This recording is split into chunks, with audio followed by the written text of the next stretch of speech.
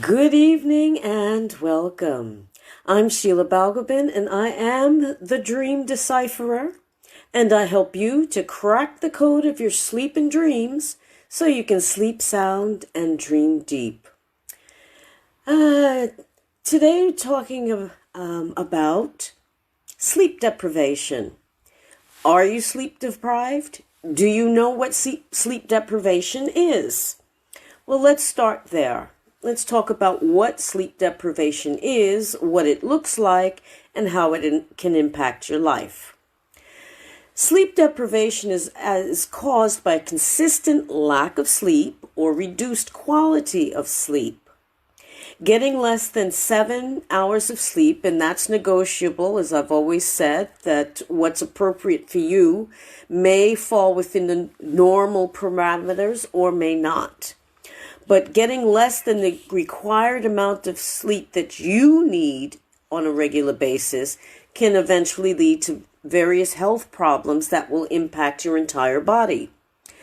The sleep problems could also be caused by an underlying sleep disorder. But the noticeable signs that you might be sleep deprived include excessive sleepiness, obviously, frequent yawning, irritability or a change in mood, and fatigue during the day. Your body needs to sleep just as it needs air and food to function at its best. But during sleep, your body does necessary repair work and healing work and restores chemical balance in the body. Your brain is also making new connections to help consolidate memory retention. And without sufficient sleep, none of these things will take place and can also just dramatically reduce the quality of your life. And in fact, a review of studies done back in 2010 found that sleeping too little at night will increase the risk of early death. So what do people do? Quite often they may take things drink like Red Bull or coffee or tea or hot chocolate or some kind of caffeinated drink. But stimulants like caffeine are not enough to override your body's need for sleep. And in fact can actually make sleep deprivation more of a problem because it'll make it harder to sleep at night. Just think of it. 1 cup of coffee and the caffeine it contains will take at least 24 hours to pass out of the system. So if you're having several cups of coffee during the day, and particularly late in the day, that's 2 or 3 days worth of caffeine that your system is trying to throw off. And it may not affect you for a while or for a time, but there will come a point, a kind of a cumulative effect, where the caffeine will prevent your ability to fall asleep properly.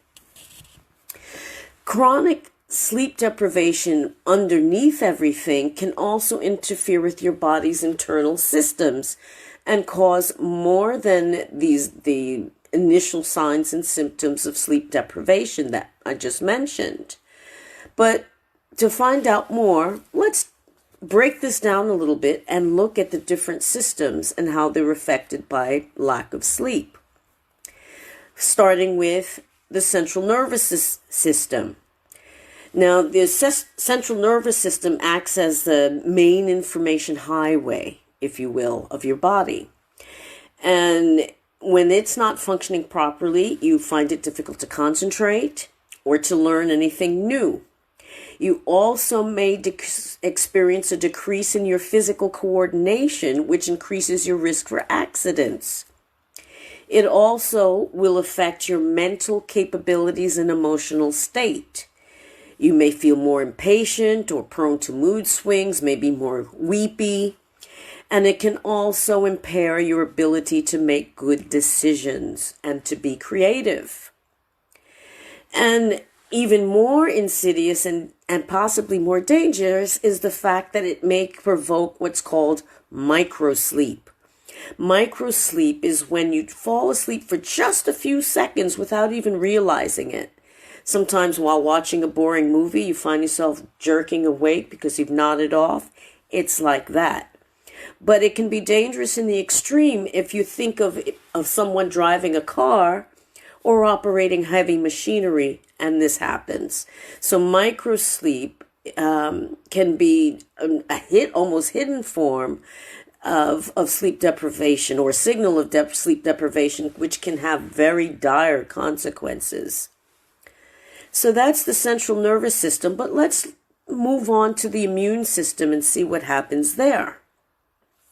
During sleep, the immune system is producing protective, infection-fighting antibodies and cytokines. Now, these substances are used to combat foreign invaders such as bacteria and viruses, while other cytokines are helping you to sleep, giving your immune system better efficiency to be able to defend the body against illness. But sleep deprivation short circuits that process and prevents your immune system from building up its forces. If you're not getting enough sleep, your body may not be able to fend off any infections or viruses that may take hold. And not only that, it will take longer for your body to recover from illness. So that was the immune system, but take a look at the respiratory system and what happens when you're sleep deprived. The relationship between sleep and the respiratory system is a two-way street. Waking up at night can cause sleep deprivation, leaving you more vulnerable to respiratory infections like cold or flu, and can also make existing sleeping problems, or respiratory problems rather, worse, like chronic lung illness. So the less sleep you have, the more trouble you will have, or the more vulnerable you are to catching respiratory illnesses, which is why during this time of coronavirus, getting sufficient rest is vital, because it's giving your immune system the ability to repair itself and to strengthen itself to fight off any kind of infection. Now, moving on to the digestive system, there's impacts there too with regard to sleep deprivation. Along with overeating and not enough exercise, sleep deprivation is another risk factor for becoming overweight and obese. Sleep affects the production of two particular hormones called leptin and ghrelin, which controls, first of all, feelings of hunger and feelings of fullness, respectively. Leptin will tell your brain that you've had enough to eat. Without enough sleep, your brain produces less leptin and raises the amount of ghrelin, which is an appetite stimulant. And the flipping of these two hormones could explain both nighttime snacking or overeating late in the night. Now, a lack of sleep can also make you feel too tired to exercise, and that, combined with not feeling satisfied when we're full and overeating, will certainly cause weight gain, because you're not building up enough. You're not burning off calories, and you're not building up muscle mass. So sleep deprivation can also cause the body to release less insulin while after eating, which means that the blood sugar levels will go haywire, which can lower the body's tolerance for glucose, which is related to insulin resistance, which can lead to diabetes and obesity as well. So sleep can actually, not getting enough sleep in a nutshell, can actually make you gain weight and create other problems such as diabetes.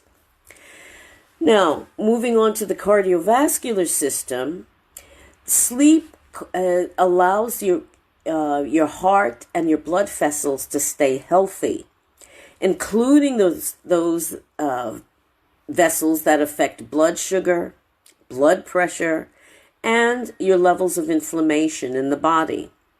So getting sufficient sleep plays an important role in your body's ability to heal and repair blood vessels in the heart. And people who don't sleep enough are more likely to develop cardiovascular disease.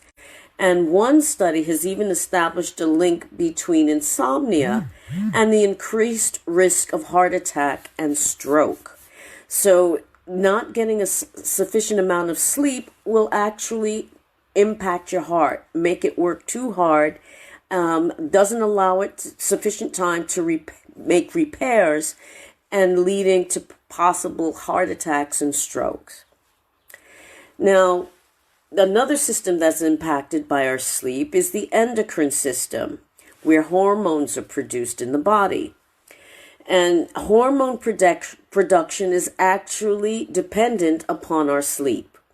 For example, for men, testosterone production requires at least 3 hours of uninterrupted sleep, which is about the time that it would take for one REM sleep, or rapid eye movement sleep, when you're dreaming. And waking up during the night could affect the production of hormones, especially in children and adolescents. These hormones help the body to build both muscle mass, repair cells and tissues, in addition to other growth functions, and, as stated earlier, help to consolidate memory. So, in other words, all of our major body systems are impacted when we don't get sufficient amounts of sleep. And if the process of sleep deprivation goes on for way too long, it can actually be very deleterious to your health, whether it be on the physical level, the emotional level. You will be negatively impacted by lack of sleep. You won't be able to make good decisions. Your physical capability in terms of reflexes and whatnot goes down. There's the possibility that you could be out and about, perhaps driving a car, and be so tired that you go into these micro sleeps and cause an accident. So the sleep is enormously important on every single level. And if you're finding that you're having trouble sleeping, or if you're falling asleep but not able to stay asleep and get good quality sleep, eventually down the road at some point you will have a problem.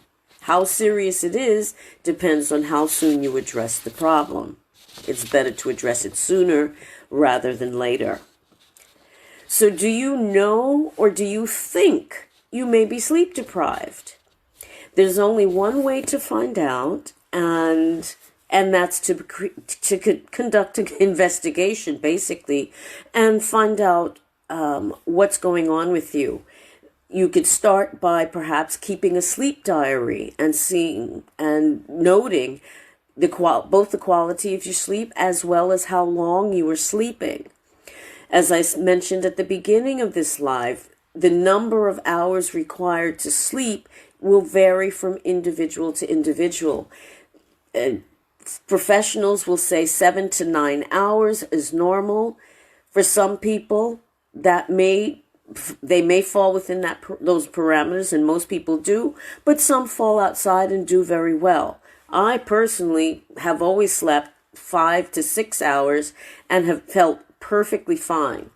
Other people may sleep a bit more than not the 9 hours, which is considered the maximum, and find that that's sufficient for them. Younger people, particularly teenagers, will sleep more often, and children and infants are obviously sleeping all the time because their body is creating and processing and doing a number of activities in terms of growth and production of hormones and other processes at the time. If you'd like to get perhaps some free advice and simple suggestions as to how you can sleep better, give me a call. You can book a no-obligation slip into sleep session with me to get some quick tips for relief and perhaps refer further on if you find that it's simple, low-tech solutions are not addressing the problem. But the only way to be sure of that is to get an assessment. So give me a call. Contact me. You can book a free, no obligation, slip into sleep session at www.meetingwithsheila.com.